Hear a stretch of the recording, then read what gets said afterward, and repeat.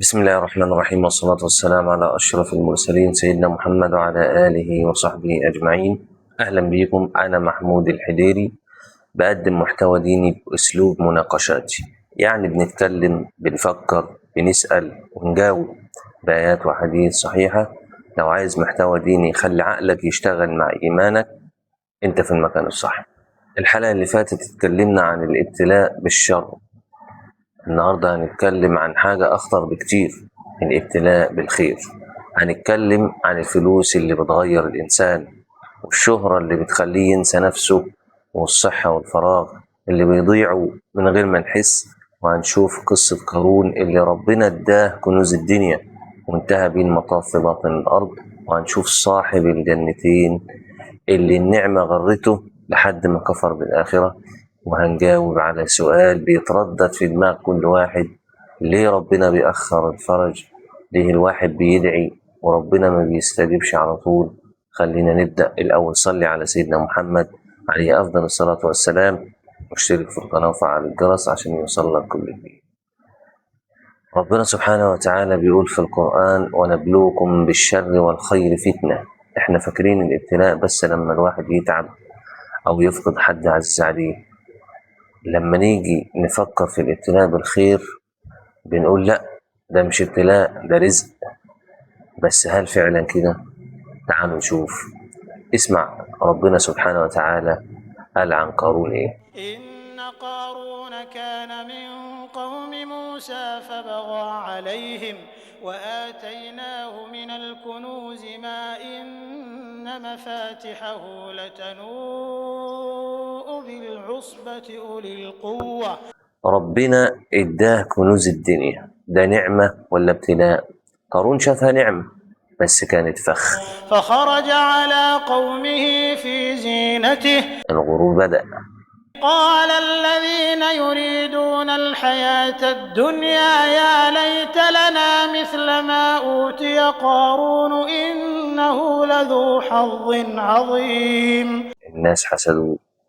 وقال الذين أوتوا العلم ويلكم ثواب الله خير لمن آمن وعمل صالحا. الناس اللي فاهمين قالوا لا، ده فخ.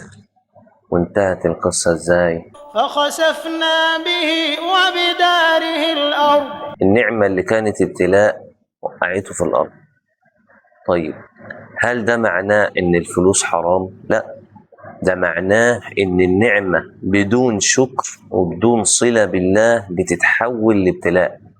النبي صلى الله عليه وسلم في معنى الحديث قال: نعمتان مغبون فيهما كثير من الناس، الصحة والفراغ.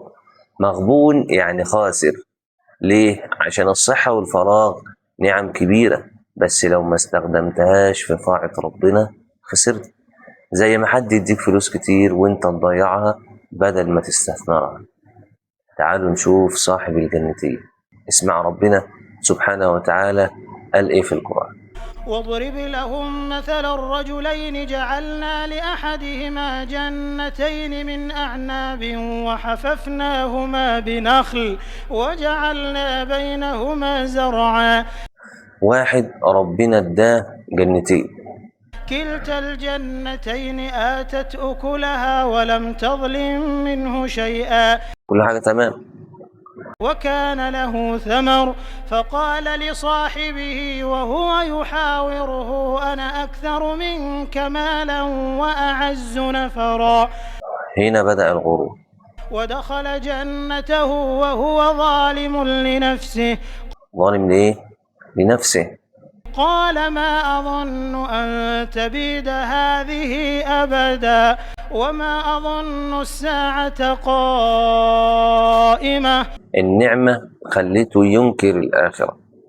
وأحيط بثمره فأصبح يقلب كفيه على ما أنفق فيها ربنا أهلك الجنة، وهي خاوية على عروشها. يعني النعمة اللي مش مقرونة بشكر ربنا بتتحول لنقمة. ده الابتلاء بالخير. الشر بيوجعك فتفتكر ربنا، الخير بيلهيك فتنسى ربنا. طيب، إزاي نحمي نفسنا من الابتلاء بالخير؟ النبي صلى الله عليه وسلم قال إن الله لا يسأل العبد يوم القيامة عن أربع: عن شبابه فيما أبلاه، وعن عمره فيما أفناه، وعن ماله من أين اكتسبه وفيما أنفقه، وعن علمه ماذا عمل فيه. يعني ربنا هيسألك عن النعم. راجع نفسك وقول لنفسك هتجاوب على ربنا إزاي. طيب ليه ربنا بيأخر الفرج بعد الاختبار؟ ليه الواحد بيستنى كتير؟ اسمع ربنا قال ايه: فإن مع العسر يسرا إن مع العسر يسرا. واسمع ربنا قال ايه عن سيدنا يونس عليه السلام: وذا النون إذ ذهب مغاضبا فظن أن لن نقدر عليه فنادى في الظلمات أن لا إله إلا أنت سبحانك إني كنت من الظالمين. يونس عليه السلام في بطن الحوت، في ظلمة البحر، في ظلمة الليل، 3 ظلمات. اسمع: فاستجبنا له ونجيناه من الغم وكذلك ننجي المؤمنين.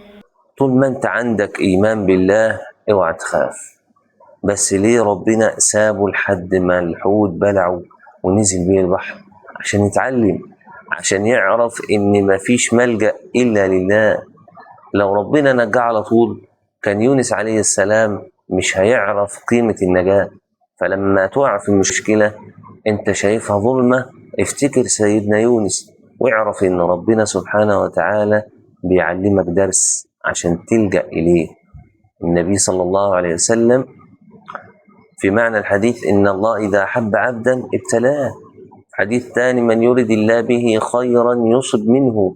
يعني ربنا يصيبك عشان يطهرك. بس ليه التأخير؟ التأخير مش عشان ربنا مش سامع والعياذ بالله، التأخير عشان يكون الفرج في وقته المناسب.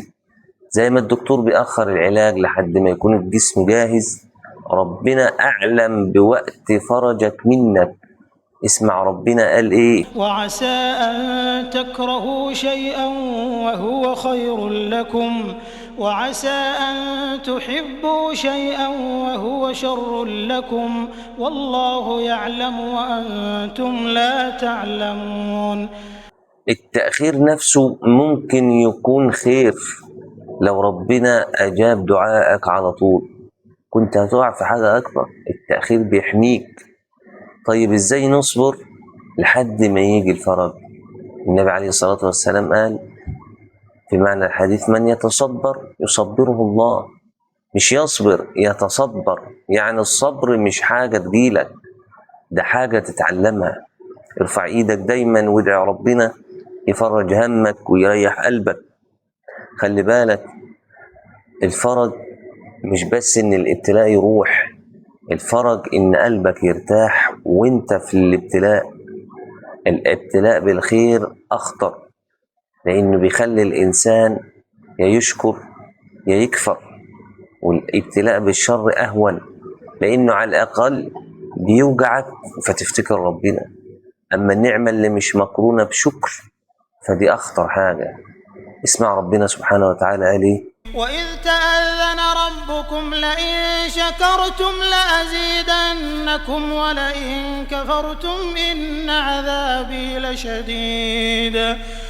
الشكر بيزيد النعمة، والكفر بالنعمة مش كفر بالله، لكن انك تنسى منين جات لك النعمة ده بيحولها العذاب. خلينا نلخص الحلقة: الاختبار مش بس بالشر، الاختبار بالخير اخطر. قارون كان غني واصحاب الجنة كانوا مبسوطين، بس النعمة غرتهم والفرج بيتأخر لحكمة. يونس عليه السلام علمنا ان الظلمة بتعلمنا قيمة النور، والصبر مش حاجة تجيلك، ده حاجة تتمرن عليها. والدعاء مش بس عشان الابتلاء يروح، ده عشان قلبك يرتاح وانت في الابتلاء. بنثق في حكمة ربنا وبنصبر. اللي انا متأكد منه النعمة بدون شكر بتروح، والابتلاء بدون صبر بيكسر، والاختيار بإيدينا. شكرا ليكم. لو عجبك الفيديو ما تنساش اللايك والاشتراك في القناة وفعل الجرس عشان يوصلك كل جديد، واكتب لي في التعليقات ايه النعمة اللي خايف تكون فخ. السلام عليكم ورحمة الله وبركاته. أشوفكم على خير في حلقة جديدة إن شاء الله.